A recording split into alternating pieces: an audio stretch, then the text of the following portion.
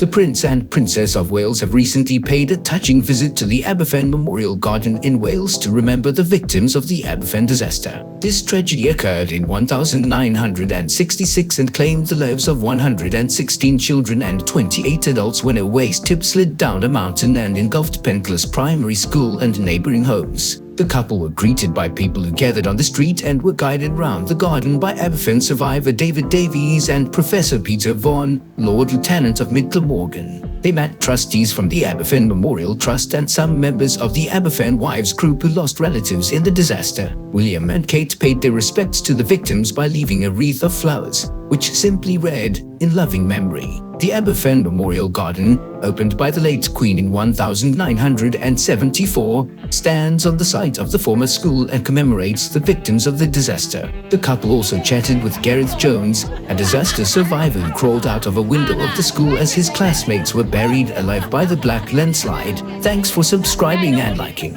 The Prince and Princess of Wales visit is significant as William's late grandmother, Queen Elizabeth E, had also visited Aberfan 8 days after the tragedy. However, she was criticized for not visiting sooner. Her decision not to visit sooner was said to have been one of the greatest regrets of her reign, as she reportedly feared that her presence would hinder the search and rescue efforts. Despite this, the bond she made with those she spoke to during that visit on October 29, 1966, endured throughout the rest of her life. Yesterday, on the first day of their 2-day visit to Wales, William and Kate were also introduced to two former mountain rescuers who had helped with the Aberfan school tragedy in October 1966. They abseiled together off a cliff in the Brecon Beacons and engaged in other training activities such as medical support exercises and watching a search dog rescue demonstration, while hearing from current and former team members about their experiences spanning the organization's 6-decade history.